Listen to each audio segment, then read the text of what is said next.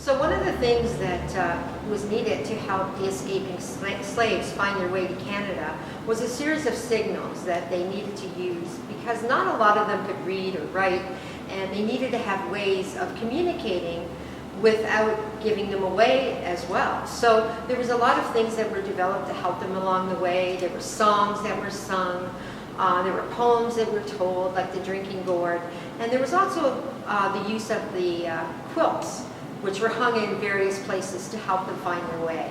For example, the Log Cabin Quilt, if you saw that when you were on your journey, and if it was hanging on the line or on the porch, you knew that was a safe house to go to. You knew someone could help you out if you got there. If you came across the basket quilt, you knew that was a place that not only was it safe to go to, but that you could get food and supplies and things that you needed.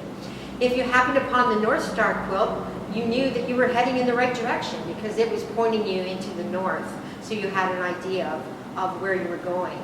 If you came across the Wagon wheel quilt, you knew that someone was going to meet you in a wagon and help you along on your journey.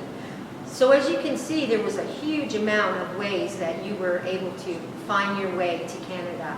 One of the other ones was kind of interesting. They had a little statue out in the front yard, and it was a little coachman holding a lamp. And if that lamp was lit, you knew it was safe to continue your journey.